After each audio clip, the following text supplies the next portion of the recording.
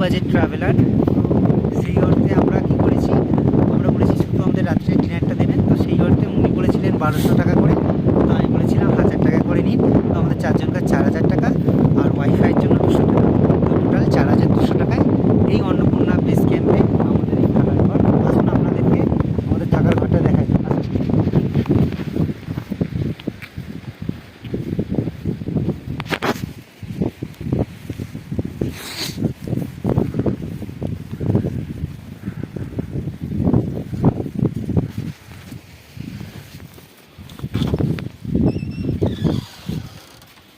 এই হচ্ছে অন্নপূর্ণা বেস ক্যাম্পে আমাদের থাকার ঘর।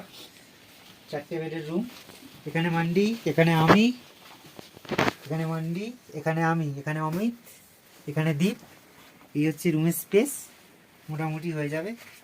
আর তার সাথে আর জানলা দিয়ে একটা ভিউ দেখা যাবে, কিন্তু এখন আকাশ মেঘাচ্ছন্ন, তাই কিছু দেখা যাচ্ছে না। তার সাথে আরও একটা কথা, যেহেতু উনি জিজ্ঞাসা করলেন আমরা ইন্ডিয়া থেকে এসেছি কিনা, তো আমরা বলেছি আমরা ইন্ডিয়া থেকে এসেছি। তো তার জন্য বললাম যে চা করার জন্য বা জল গরম করার জন্য আমাদের কাছে কিছু সরঞ্জাম আছে, যদি আপনি পারমিশন দেন তাহলে আমরা সেগুলো একটু বাইরে লাগিয়ে চা বা জল গরম করে খেতে পারি। তো উনি তাতে কোনো আপত্তি জানাননি, উনি নির্দ্বিধায় আমাদেরকে সেটা করতে বলেছেন।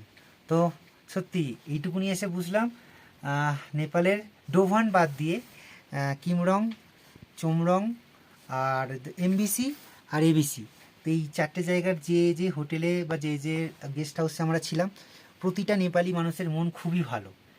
আর সত্যি ওনারা না কোঅপারেট না করলে আমরা এই বাজেট ট্রাভেলটা বা বাজেট ট্রেকিংটা করতে পারতাম না কখনোই।